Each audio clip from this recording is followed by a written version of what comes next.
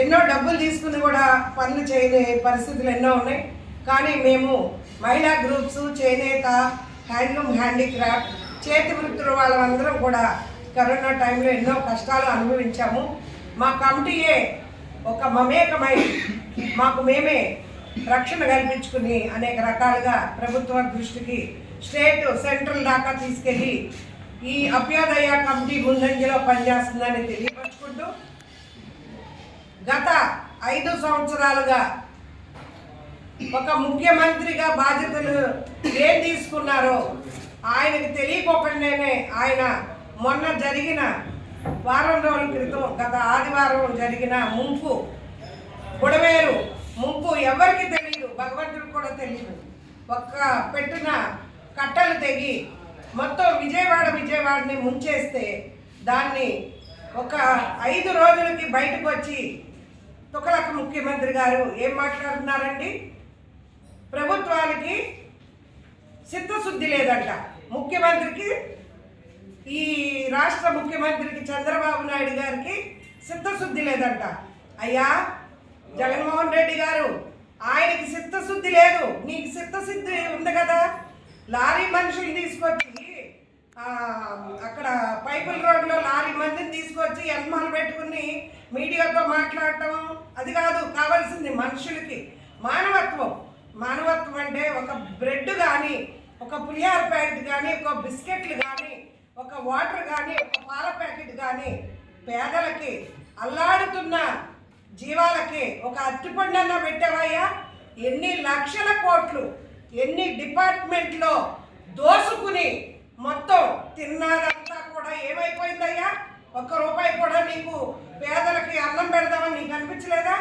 ఆ విమర్శల కన్నా ఆ లారీలో అన్ని రకాలు తీసుకొచ్చి అక్కడ బాధలు పడే నీట మునిగిన ప్రజలకి ఏదన్నా ఇంత తినడానికి, తాగడానికి ఇస్తే అందరూ ఆశించేవాళ్ళయ్యా. అయ్యగారు, మీరా చిత్తశుద్ధి నేర్పేది?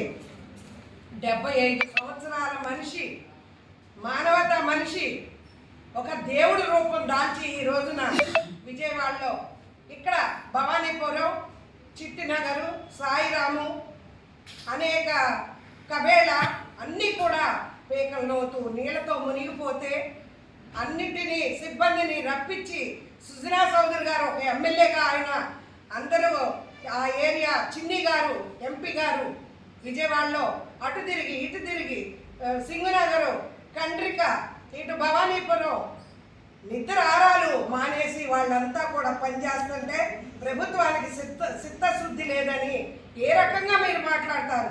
అంటే మిమ్మల్ని ప్రశ్నించే వాళ్ళు లేరనుకుంటున్నారా? మా మహిళలు 1 కోటి మంది మహిళలు ఉన్నారు. ఏది కూడా అబద్ధాలు ఆడితే ఎవరు సహించేది లేదు.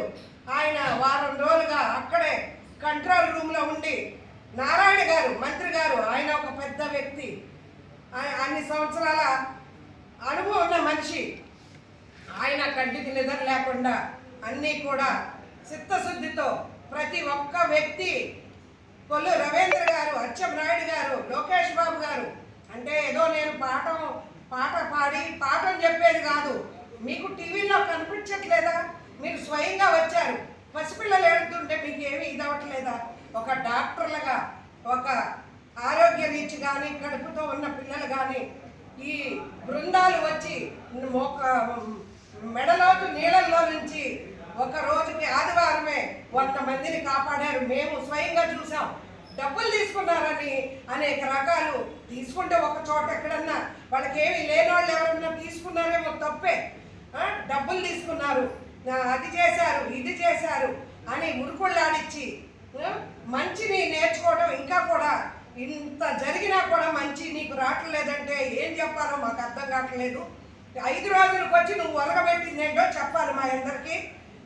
అంత క్రితం 5 సంవత్సరాలు తిరుపతిలో 2022వ సంవత్సరంలో డ్వాక్రా బజార్ మహిళల్ని కూలిపోయి సావు బతుకుల్లో దెబ్బలు తగిలి ఉంటే మీ ఆఫీస్కి వచ్చి తిరిగామే, నేనే తిరిగాను. నీ లోపలకు కూడా రానిలేదుగా, మీ ఆఫీసర్తో కూడా మాట్లాడనివ్వలేదుగా, కలెక్టర్ కూడా ఎంక్వైరీ చేసి మాకే అన్నం కూడా పెట్టలేదుగా.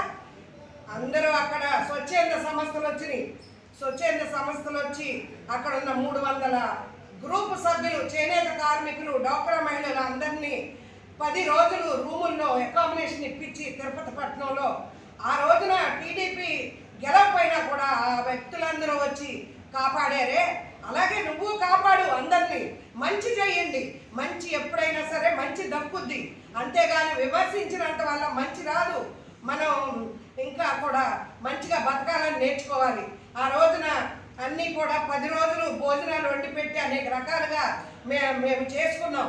అనంతపురంలో కరోనాకి ఎన్నో బాధలు పడి 2 నెలలు ఇరుక్కుపోతే ఏమన్నా సాయం చేసావయ్యా? నువ్వు ఎలా చెప్పగలుగుతున్నావయ్యా? నేను గొప్పవాడిని అని చెప్పడానికి ఒక్కొక్క ఊరు వెళ్తే, ఒక్కొక్క గ్రామం వెళ్తే బటన్ నొక్కటం కాదయ్యా. ఇప్పుడు నొక్కు బటను, నీ అకౌంట్లో ఉన్న డబ్బులు పేదవాళ్ళకి కష్టాలు అన్నీ మునిగిపోయి వస్తువులు లేక ఏమీ లేక బాధపడుతున్నారు కదా. ఆంధ్రప్రదేశ్లో ఎన్ని జిల్లాలు పాడైపోయినాయి, ఎన్ని జిల్లాలు మునిగిపోయినాయి, ఎంత నష్టం జరిగిందనే దాంట్లో నీ వంతు నువ్వు ఎంత బటన్ నొక్కుతావో నొక్కవయ్యా మహానుభావ, నేను చెప్తున్నా.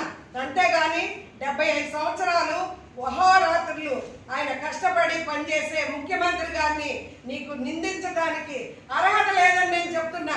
నేను ఖచ్చితంగా చెప్తున్నా, ఈ విషయాన్ని గుర్తుపెట్టుకోండి.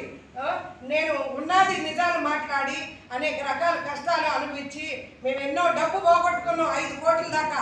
నువ్వు 1 రూపాయి ఇప్పించావా? ఇవాళ నువ్వు చెప్పడానికి వస్తావా? ఎట్టా వస్తావు?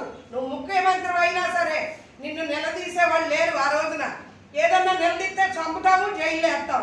ఇదే బాధలు పడ్డాం. కాబట్టి ముఖ్యమంత్రి గారు చంద్రబాబు నాయుడు గారు మీకు ధన్యవాదాలండి. మంత్రులందరికీ, ఎమ్మెల్యే వారందరికీ కూడా ఇవాళ భోజనానికి కిట్లు, బియ్యం బస్తాలతో సహా అన్ని పంచుతున్నారయ్యా. మేము కూడా సర్వీస్ చేస్తున్నాం అయ్యా. మీరు కాపాడాలి ఆంధ్రప్రదేశ్ని, మీరు 100 ఏళ్ళు బతకాలి అయ్యా. మేము ప్రార్థిస్తున్నాం అయ్యా, అందరం కూడా ప్రతి దేవుడికి. మీరు గెలవడానికి ఎలా ప్రార్థించామో ఇవాళ మీరు ఆరోగ్యంతో ఉండి మమ్మల్ని అందరినీ ఎప్పటిలాగా మా అందరికీ డ్వాక్రా మహిళలకు కానీ, చేతి వృత్తులకు కానీ, మేము పండుగలు వస్తున్నాయి, మేము తయారు చేసిన ఉత్పత్తులు మేము అమ్మకాలు జరుపుకుంటాం కానీ, మేము బ్యాంకులు అప్పులు కట్టుకుంటాం కానీ, మేము అహోరాత్రులు కష్టపడుతున్నామయ్యా. చేతి వృత్తుల్లో కూడా ఆదుకోవాలని ముఖ్యమంత్రి గారికి సభా వినయంగా నేను ప్రార్థిస్తున్నాను.